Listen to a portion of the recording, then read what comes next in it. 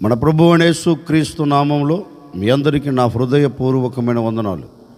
దేవుడి దినమంతా మీకు తోడై ఉండి మిమ్మల్ని ఆశీర్వదించి దీవించి కాపాడునుగాక. పరిశుద్ధ గ్రంథంలో నుండి విలాప వాక్యములు 5వ అధ్యాయం 21వ వాక్యాన్ని నేను చదువుతూ ఉన్నాను.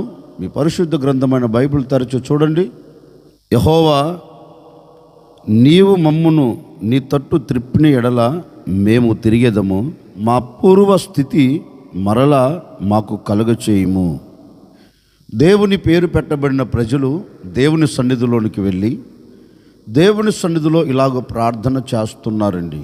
అయ్యా, మాకు ఒకప్పుడు కలిగిన ఆ వైభవం, ఒకప్పుడు కలిగిన ఆ స్థితి మరల నీవు మాకు దయచేయండి.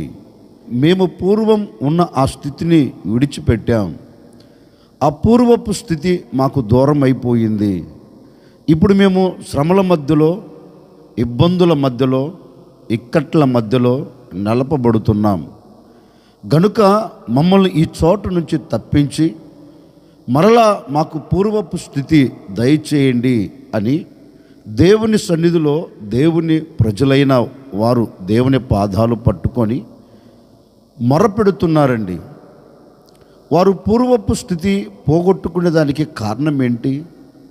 ఒకప్పుడు దీవెనకరంగా ఉన్నారు కదా, ఒకప్పుడు ఆశీర్వాదకరంగా ఉన్నారు కదా, ఒకప్పుడు క్షేమకరమైన చోట నిలిచి ఉన్నారు కదా.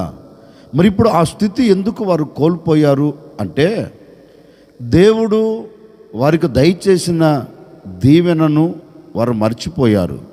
దేవుడు వారితో చేసిన నిబంధనలను మీరారు. దేవుడు వారికి ఇచ్చిన ఆజ్ఞను తృణీకరించారు.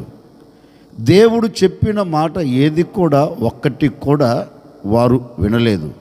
అయ్యో, మా దేవుడు మమ్మల్ని ఇక్కడికి తీసుకొని వచ్చి పెట్టారు కదా, ఒకప్పుడు మా స్థితి వేరు, మేము దేవుని సన్నిధిలోనికి వచ్చిన తర్వాత మా పరిస్థితి వేరు అని ఏ ఒక్కరోజు కూడా వారు తలంచిన ప్రజలు కాదండి. అందుకే దేవుడు చేసిన కార్యమును వారు తలంచక, దేవుడు చేసిన మేలను వారు విడిచిపెట్టి వారికి నచ్చినది, వారికి మెచ్చినది అంటే దేవుని సన్నిధిని విడిచిపెట్టి లోకముతో మిళితమైపోయారు. దేవుని సన్నిధిలో ఉండవలసిన వారు లోకముతో గడుపుతూ ఉన్నారు. అందుకే వాక్యం కూడా అంటుంది, లోక స్నేహం దేవునికి వైర్యం అని దేవుని వాక్యం అంటుంది. అంటే దేవునితో సాంగత్యము చేయవలసిన వారు, దేవునితో నివాసం చేయవలసిన వారు, దేవునితో సహవాసం చేయవలసిన వారు ఇప్పుడు లోకముతో సహవాసం చేస్తున్నందువలన వారికి కలిగిన ఆ స్థితి కోల్పోయారండి. వారు కలిగిన ఆ స్థితిలో నుంచి వారు దూరపరచబడ్డారు.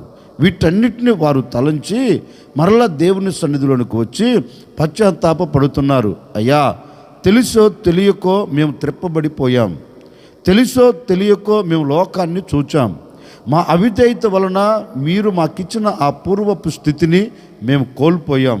గనుక మరలా మేము పశ్చాత్తాపపడుతున్నాం, నీ వైపు తిరుగుతున్నాం.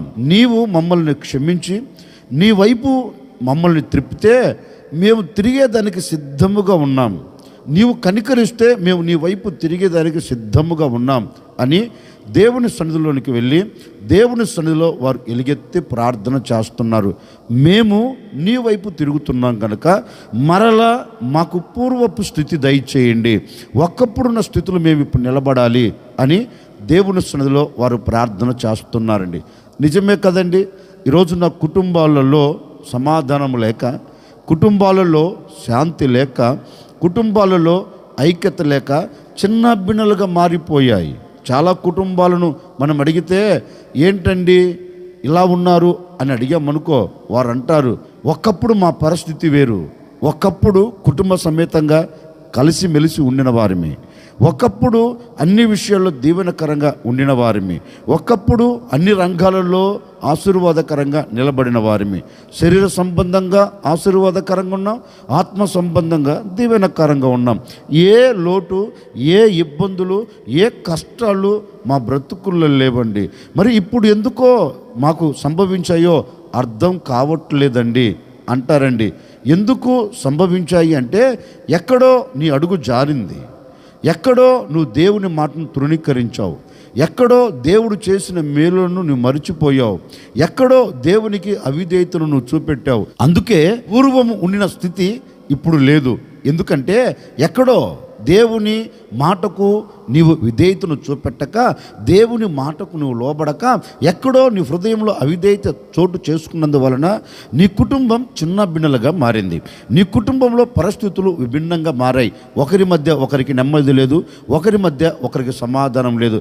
వీటన్నిటికీ ప్రబలమైన కారణం ఏంటి అంటే, ఒక్కప్పుడున్న స్థితి ఇప్పుడు ఎందుకు లేకుండా పోయింది అంటే, ఎక్కడో అవిధేయత చోటు చేసుకుంది. ఆ ప్రజలు దేవుని దగ్గరికి వచ్చి, అయ్యా నీ వైపు మేము తిరుగుతున్నాం, మాకు ఆ స్థితిని దయచేయండి అని వారు అడిగినట్లుగా ఈ ఉదయకాల సమయంలో నీ కుటుంబంలో కలిగిన పరిస్థితిని బట్టి, నీ కుటుంబం ఎదుర్కొంటున్న ఆ పరిస్థితులను బట్టి ఈరోజు ప్రభు పాదాలు పట్టుకొని, అయ్యా మేము నీ వైపు తిరుగుతున్నాం, నేను నీ వైపు తిరుగుతున్నాను, నా కుటుంబానికి పూర్వపు స్థితిని దయచేయండి, నా వ్యక్తిగత జీవితానికి పూర్వపు స్థితిని దయచేయండి, నేను నా కుటుంబం, నేను నా పిల్లలు, నేను నాకు కలిగిన సమస్తం సమాధానకరంగా బ్రతకాలి. ఒక్కప్పుడు మా కుటుంబంలో సమాధానం ఉన్నదే, ఒక్కప్పుడు మా కుటుంబంలో ఆనందం ఉన్నదే, ఒక్కప్పుడు మా కుటుంబం ప్రశాంతకరంగా బ్రతికింది కదా, ఆ స్థితి మరలా మాకు కలగాలయ్యా, ఆ స్థితిలో మరలా మేము నిలబడాలయ్యా, ఆ పూర్వము కలిగిన వైభవం మరలా మాకు దయచేయండి అని ప్రభువుని ఈరోజు అడగగలిగితేనండి, నిశ్చయముగా ఈరోజు నా ప్రభు మీతో మాట ఇస్తున్నారు. పూర్వము కలిగిన ఆ స్థితిని, ఆ పూర్వము కలిగిన ఆ సంతోషాన్ని, పూర్వం కలిగిన ఆ నెమ్మదిని నా ప్రభు ఈరోజు మరలా మీకు దయచేయబోతూ ఉన్నారు. పూర్వం కలిసి మెలిసి ఉండినట్లుగా, పూర్వం ఆనందకరంగా సాగి వెళ్ళినట్లుగా ఈ దినము నుండి నా ప్రభు నీ పట్ల ఒక అద్భుతమైన కార్యం జరిగించబోతూ ఉన్నారు. ఈరోజు నీవు ఆయన వైపు తిరిగితే, ఈరోజు నీవు ఆయన మీద ఆధారపడితే, ఈరోజు నీవు ఆయన వైపు చూచి, అయ్యా నేను నీ వైపు తిరిగి ఉన్నాను, నీవు నా వైపు తిరిగి ఆ పూర్వపు స్థితిని దయచేయండి అని నీవు అడిగితే, మరలా నీ కుటుంబాన్ని నా దేవుడు కట్టబోతూ ఉన్నాడు, మరలా నీ కుటుంబంలో సంతోషాన్ని నిలబెట్టబోతూ ఉన్నాడు. చల్లా చెదురైపోయిన నీ కుటుంబం, చందరవందన చేయబడిన నీ కుటుంబం, నెమ్మది లేకుండా పతనావస్థలోనికి దిగజార్చబడుతున్న నీ కుటుంబానికి నా దేవుడు పూర్వపు వైభవము దయచేయబోతూ ఉన్నాడు, పూర్వము కలిగిన ఆ స్థితిని దయచేయబోతున్నాడు. మరలా ఈ దినమున నా ప్రభు అక్షరాలుగా దాన్ని నెరవేర్చబోతూ ఉన్నారు. పూర్వం ఏ స్థితినైతే నువ్వు చూచావో, పూర్వం ఏ స్థితిలో అయితే నువ్వు నిలబడ్డావో, మరలా అదే స్థితిని, మరలా అదే జీవితమును నా ప్రభు నీకు అక్షరాలుగా దయచేయబోతూ ఉన్నాడు. ఈ స్థితిని, ఏ స్థితిని? శ్రమ కలిగిన స్థితిని తీసివేసి, కష్టము కలిగిన స్థితిని తీసివేసి, విభిన్నాలుగా మార్చబడి నెమ్మది లేకుండా సాగిపోతున్న ఆ స్థితిని తీసివేసి, ఆనందకరమైన స్థితిని, సంతోషకరమైన స్థితిని నా ప్రభు నీకు మరలా దయచేయబోతూ ఉన్నాడు, మరలా అనుగ్రహించబోతూ ఉన్నారు. ఈ దినము నుండి నీవు దానిని చూచెదవుగాక. అందుకే ఏబు గ్రంథంలో కూడా ఒక చక్కని మాట రాయబడిందండి. ఏబు గ్రంథంలో ఏబును గురించి మనం చదివితే, ఏబు ఒకప్పుడు ఎలా ఉన్నాడు అంటే ఆశీర్వాదానికి నాంది పలుకుతూ ఉన్నాడు. ఏబు జీవితం ఏ విధంగా మలచబడుతూ వచ్చిందంటే, అతని కంటే ఆశీర్వదించబడిన వారు, అతని కంటే దీవెనకరంగా నిలబడిన వారు ఆ దేశంలో ఒక్కడైనా లేడు. ఆ దేశంలోనే ఏబు ధనవంతుడు, ఏబు ఐశ్వర్యవంతుడు, ఏబు ఆ దేశంలో ఘనత పొందినవాడు. అలాంటి ఏబు స్థితి ఏ విధంగా మారింది అంటే, ఉన్న పాటున అప్పటికప్పుడే జీవితం మొత్తం గందరగోళంగా మలచబడిందండి. ఉన్న ఆస్తి కోల్పోయాడు, ఉన్న సమస్తమును అతనికి దూరమైపోయాయి, కన్నబిడ్డలు దూరమైపోయారు, ఆస్తు అంతస్తులు అన్నీ కళ్ళ ముందే కనుమరుగైపోయాయి, ఒంటరిగా నిలబడ్డాడు. ఎలాంటి స్థితులు నిలబడిపోయారు అంటే, ఇక ఎవడి సహాయం కలగనంత స్థితి, ఎవడు వచ్చి సహాయం చేయలేనంత స్థితి, ఎవడు వచ్చి పలకరించలేనంత స్థితిలో ఏబు నిలిచిపోయారు. ఏబు దగ్గర ఆస్తి ఉన్నప్పుడు అందరూ వచ్చి పలకరించిన వారే, చేతులేచి పరామర్శించిన వారే, ఏబును ప్రేమించిన వారే. ఇప్పుడు అన్నీ కోల్పోయిన తరువాత నా అనుకున్న వారు తన దగ్గర లేరండి. కట్టుకున్న భార్య దూరమైపోయింది, కట్టుకున్న భార్య దూషించు దేవుణ్ణి అని మాట్లాడుతుంది. ఇక స్నేహితులు అంటారా, విడిచిపెట్టారు. ఉన్నవారంటారా, వదిలిపెట్టారు. ఒంటరి స్థితిలో ఏబు నిలిచి కన్నీరు కారుస్తూ దేవుణ్ణి అడుగుతున్నాడు, అయ్యా నీవు నాకు ఏమిచ్చినా ఏమి ఇవ్వకపోయినా నీకే మహిమ కలుగునుగాక. అంటే ఉండినను లేకపోయినను ప్రభువా నీకే స్తోత్రం అన్నంత స్థితిలోనికి ఏబు వచ్చాడండి. ప్రారంభంలో అన్నీ కోల్పోయాడు. ఎన్నో కష్టాలు, ఎన్నో వేదనలు, ఎన్నో నిందలు, ఎన్నో అవమానాలు చూస్తూ వచ్చాడు. వీటన్నిటిని తట్టుకుంటూ దేవుని సన్నిధిని విడిచిపెట్టకుండా దేవుని వైపే ఏబు తిరిగాడంటండి. దేవుని మీద నుండి ఏబు మనసు తొలగిపోలేదంటండి.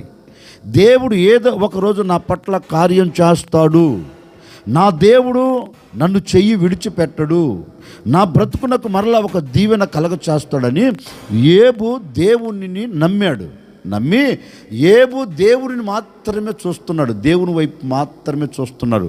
లేఖనం అంటుంది, ఏబు దేవుని మీద ఆధారపడ్డాడు గనుక, ఏబు దేవుని మీద నమ్మకం ఉంచాడు గనుక అతనికి కలిగిన పూర్వపు స్థితి, అతడికి కలిగిన మొదటి స్థితి కంటే, పూర్వపు స్థితి కంటే దేవుడు అత్యధికముగా అతనిని ఆశీర్వదించాడంట. పూర్వపు స్థితి కలిగిన దానికంటే మరింత ఎక్కువగా అత్యధికముగా అతనికి క్షేమస్థితిని కలగ చేశాడంటండి. అంటే ఏబు కష్టకాలంలో కూడా, ఏబు శోధన కాలంలో కూడా దేవుని వైపు మాత్రమే చూస్తున్నాడు, దేవుని వైపు మాత్రమే తిరిగాడు. కనుకనే ఏబును గురించి పరిశుద్ధ గ్రంథం చెప్పకనే చెబుతుంది, అతడు పూర్వము కలిగిన దానికంటే మరి అధికముగా అతడు ఒక దీవెన పొందుకొని సాగి వెళ్ళాడు. ఈ ఉదయకాల సమయంలో నేను కూడా మీతో చెప్పాలి అనుకున్న మాట ఏంటంటే, గడిచిన దినాలు, గడిచిన రోజులు ఏ కష్టాన్ని చూచావో అంతకుముందు దీవెనను చూచిన నీవే, అంతకుముందు ఆశీర్వాదాన్ని చూచిన నీవే, అంతకుముందు క్షేమాన్ని చూచిన నీవే. దానిని చూడకుండా ఆ క్షేమకరమైన స్థితిలో నువ్వు నిలబడకుండా ఒకవేళ కన్నీరు కారుస్తూ వచ్చావేమో నాకు తెలియదండి. ఈ ఉదయకాల సమయంలో నా ప్రభు నీతో చెప్పకనే చెబుతూ ఉన్నారు, ఏబు మొదట ఏ స్థితిని అయితే కలిగి ఉన్నాడో ఆ స్థితిని కోల్పోయిన తర్వాత మరలా ఏబుకు అత్యధికమైన స్థితి కలిగినట్లుగా ఓ సేవకుడిగా నేను కూడా మిమ్మల్ని ఆశీర్వదిస్తున్నానండి. భయపడవలసిన అక్కర్లేదు. నా అనుకున్న వారందరూ విడిచిపెట్టారు, నా అనుకున్న వారందరూ దూరం అయిపోయారు, కట్టుకున్నవాడు నన్ను వదిలిపెట్టాడు, కన్నవారు నన్ను వదిలిపెట్టారు, ఉన్నవారు నన్ను వదిలిపెట్టారు, ఒంటరిగా నిలిచిపోయాను, ఎవరి అండ లేదు, ఎవరి ధైర్యము లేదు, ఎవరు నన్ను పరామర్శించట్లేదు, ఎవరు నన్ను పట్టించుకోవట్లేదు అని ఒకవేళ నిస్సహాయ స్థితిలో నిలిచిపోయావా, కంగారు పడవలసిన అక్కర్లేదండి. ఏబు నాకు తోడై ఉన్న దేవుడు. ఏబు కష్టకాలంలో దేవుని వైపు చూచాడు కదా, దేవుని వైపు చూచాడు కనుకనే ఏబును దేవుడు విడిచిపెట్టకుండా పూర్వం కలిగిన దానికంటే, పూర్వపు స్థితి కంటే అత్యధికముగా దయచేసినట్లుగా నీ ఒంటరితనంలో దేవుని వైపు చూడు. ఎవడు సహాయము చేసినా చేయకపోయినా, ఎవరి అండ నీకు లేకపోయినా, ఎవరి సహాయం నీకు లేకపోయినా భయపడవలసిన అక్కర్లేదు. నా దేవుని వైపు నువ్వు తిరగగలిగితే, నా దేవుని మీద నీవు ఆధారపడగలిగితే మరలా పూర్వపు దినాలు నా ప్రభు నీకు దయచేయబోతూ ఉన్నాడు. నీవు నీ భర్తతో కలిసి మెలిసి ఉండిన రోజులు మరలా నా ప్రభు నీకు దయచేయబోతూ ఉన్నారు. నీ భార్యతో కలిసి మెలిసి ఉండిన దినాలు మరలా నా ప్రభు నీకు దయచేయబోతూ ఉన్నారు. ఒకప్పుడు కుటుంబం అంతా కలిసి మెలిసి ఆనందకరంగా బ్రతికిన దినాలు మరలా నా ప్రభు నీకు దయచేయబోతూ ఉన్నారు. ఈరోజు ప్రభు వైపు చూచి, అయ్యా నేను నీ వైపు తిరుగుతున్నాను, నువ్వు నా వైపు తిరిగి నా పట్ల అద్భుతం చేయి అని ప్రభు పాదాలు పట్టుకుంటేనండి ఆ పూర్వపు స్థితిని నా ప్రభు నీకు మరలా దయచేయునుగాక. ఆ పూర్వపు స్థితిలో మరలా నీవు నిలిచి ఉండేదవుగాక. నీ కన్నీరు తుడవబడి, నీ వేదన కొట్టివేయబడి, నీకు ఆనందం కలిగి సంతోష గానములతో ఈ దినము నుండి నీవు సాగి వెళ్ళుదువుగాక. అందుకే దేవుని పేరు పెట్టబడిన ప్రజలు దేవుని సన్నిధిలోనికి వచ్చి ఓ చిన్న ప్రార్థన చేస్తున్నారు, అయ్యా మేము నీ వైపు తిరుగుతాం కనుక నీవు మరలా మాకు పూర్వపు స్థితిని దయచేయండి అని వారు అడిగి ఆ పూర్వపు స్థితిని పొందుకునేటట్లుగా ఈరోజు నీవు అడగగలిగితే తప్పక ఆ పూర్వపు స్థితిని నీవు చూడబోతూ ఉన్నావు. ఆ పూర్వపు స్థితిలో నీవు నిలిచి ఉండబోతూ ఉన్నావు. ఒకవేళ ఒకప్పుడు ఆశీర్వాదకరంగా ఉన్న నీ చేతి పని ఇప్పుడు లేదేమో, ఒకప్పుడు దీవెనకరంగా మలచబడిన నీ వ్యాపారం ఇప్పుడు లేదేమో. ఒకప్పుడు ఉద్యోగంలో ప్రమోషన్ల మీద ప్రమోషన్లు కలుగుతూ దీవెనకరంగా ఉండిన నీవు ఇప్పుడు అవన్నీ పోగొట్టుకొని అలాగే గొప్పగా కోల్చబడి నిస్సాయ స్థితిలో పడిపోయి ఉన్నావేమో.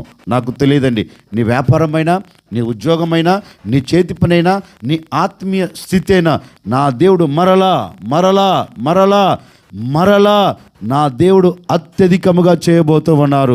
పూర్వపు వైభవం నా దేవుడు నీకు మరలా దయచేయబోతూ ఉన్నారు. నీ వ్యాపారం మరలా అభివృద్ధిలోనికి తీసుకొని రాబోతూ ఉన్నాడు. నీ చేతి పని మరలా దీవెనకరంగా మలచబోతూ ఉన్నాడు. నీ ఉద్యోగంలో నీకు ప్రమోషన్లు కలగబోతూ ఉన్నాయి. ఈ దినము నుండి మహిమ కలిగిన దేవుడు నీ పట్ల అద్భుతమైన కార్యములు జరిగించబోతూ ఉన్నారు. ఆ పూర్వపు దినాలన్నీ మరలా మీరు చూచి ఆనందకరంగా సాగి వెళ్ళుదురుగాక, సంతోషకరంగా సాగి వెళ్ళుదురుగాక. ఈ దినమంతా నీవు ఎక్కడ అడుగు పెడుతున్నా ఆ పూర్వపు దినాలను నువ్వు మరలా చూడబోతూ ఉన్నావు. నీవు ఎక్కడ అడుగు పెడుతున్నా ఆ పూర్వపు స్థితిని, ఆ పూర్వపు దినాలను నీవు మరలా చూడబోతూ ఉన్నావు. మరలా చూచి నీవు ఆనందపడేటట్లుగా నా ప్రభు అద్భుతమైన కార్యం నీ పట్ల జరిగించబోతూ ఉన్నారు. నీకు పూర్వపు స్థితి నా దేవుడు నీకు దయచేయునుగాక. ఆశ్చర్యకరుడా, మీకు స్తోత్రాలు చెల్లిస్తూ ఉన్నాము తండ్రి. మీరెంతైనా సర్వశక్తి కలిగిన దేవుడవు. గడిచిన దినాలన్నీ మీరు మమ్మల్ని కాపాడుతూ మరొక దినములో మమ్మల్ని అందరినీ ప్రవేశపెట్టి మిమ్మల్ని ఈ విధంగా స్తుతించేదానికి సహాయము చేశారు నాయన. ఈ దినమంతా కూడా మమ్మల్ని మీరు జ్ఞాపకం చేసుకోండి. ఆనాడు ఇశ్రాయేలులు నీ సన్నిధిలోనికి వచ్చి అయ్యా మాకు పూర్వపు స్థితిని మరలా మాకు దయచేయమని ప్రార్థిస్తే వారు నీ వైపు తిరిగితే మరలా దయచేశారు కదా. అదేవిధంగా ఎందరైతే ఈరోజు కోరుకుంటున్నారో పూర్వపు స్థితి కావాలని, పూర్వపు వైభవం చూడాలని, నిశ్చయముగా నాయన పూర్వపు స్థితిని కోల్పోయిన ప్రతి కుటుంబం మరలా పూర్వపు స్థితి పొందెదరుగాక. పూర్వపు స్థితిని పోగొట్టుకున్న ప్రతి వ్యక్తి మరలా ఆ స్థితిలో నిలబడి మిమ్మల్ని ఆరాధించున్నట్లుగా, స్తుతించున్నట్లుగా మీరు సహాయం చేయండి. వ్యాపారంలో, చేతి పనుల్లో, ఉద్యోగాల్లో, ఆత్మీయతలో, కుటుంబ పరంగా, శరీరపరంగా అన్ని విషయాల్లో పూర్వపు వైభవం, పూర్వపు ఆనందం, పూర్వపు స్థితిని, పూర్వపు క్షేమ స్థితిని మరలా ఈ ప్రజలకు మీరు దయచేసి మీ ఘనమైన నామమునకు మహిమ తెచ్చుకోమని యేసు నామములు అడిగి వేడుకొనుచున్నాము తండ్రి, ఆమెన్. ఈ దినమంతా నా దేవుని కృప మీకు తోడై ఉండి మిమ్మల్ని ఆశీర్వదించును గాక.